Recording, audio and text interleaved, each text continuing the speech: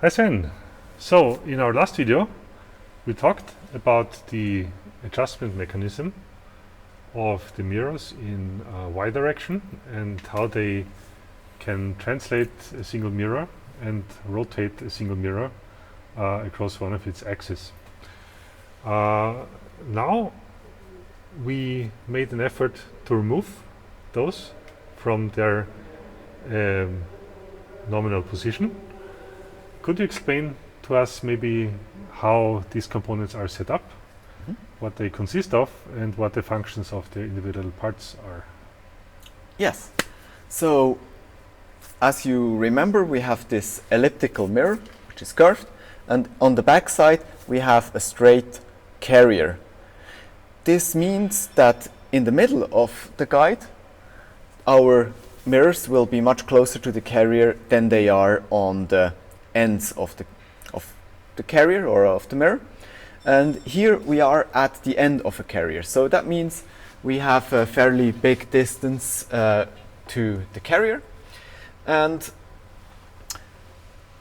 so we have this adjustment mechanisms, but I can take one of these.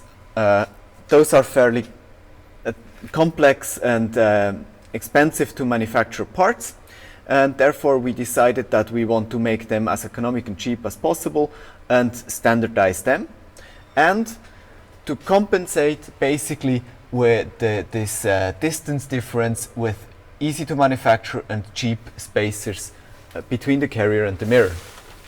So that's basically what we did here. Those spacers, they are manufactured for each position. They in no circumstances can be mixed up, but those systems here are standardized and can be swapped. That actually means now, as you mentioned, we are at the end of the carrier.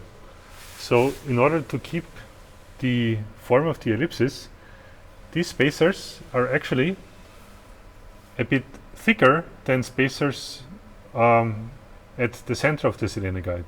That's right. And on the other side of the ellipse, I cannot really show it well here in this video, but on the other side of the Selene guide, the spacers will then be again a bit thicker than in the center. So this is basically how you compensate for the distances of the ellipse. Yeah. Okay. That's right. Then, now that we have the basic concept of those holders, we can maybe go a little bit into detail about how this is built up. So, when you look into one of those holes, you see cylinders with this gear wheel-like center section. This is basically the counterpart to what we have here. They interact together. The back side is mounted fixed to the back and can only rotate, but is basically in axial direction fixed. That means on the back side we can then engage this system with a robot and always engage in the same depth. This system here, however, is a differential screw system. So what this means is we have in the front a flexure system which allows us to bind the translation in X direction, beam direction, and also in theta direction. And it leaves the translation in Y direction open. To the front side of this flexure system, we have, of course, the interface to the mirror itself. This interface we will discuss in another video. And then a threaded shaft goes to the back from here. It's basically mounted directly to this part. And the threaded shaft goes inside this piece here. This is hollow and also has a thread inside.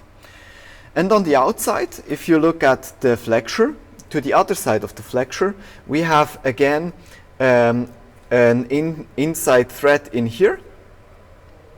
And now, now we have a thread on the inside and on the outside of this piece. Now, we will also show this in a small video that will be basically blah, blah, blah. And now we have a thread on the inside and on the outside of this.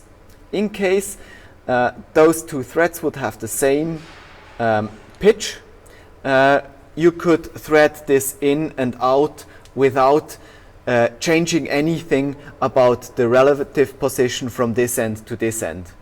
But now, if you take two threads with slightly different pitches, let's say a pitch difference of a tenth of a millimeter or something like this per revolution, then with each revolution of such a very high load thread, you can make only a tenth of a millimeter elevation with this. And that's exactly what we make use of here.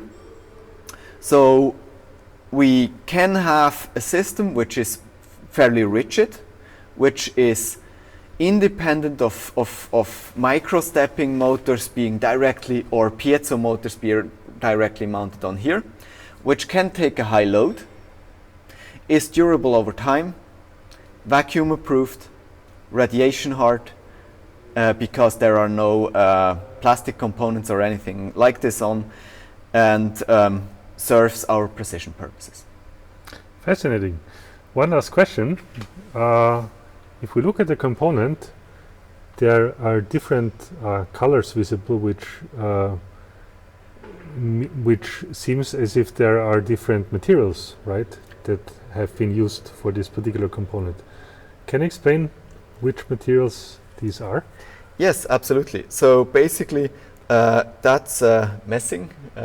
Brass. Brass, yeah, thank you very much.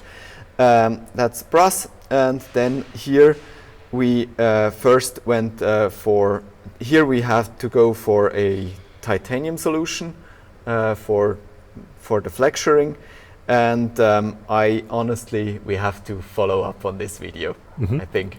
Okay, no problem. I'm not entirely certain anymore. Okay, thanks a lot, Sven. That was very informative. Thank you. And we will speak more about the system in conjunction or in connection with the backside of the carrier in another video. You're welcome. Thanks. Thanks.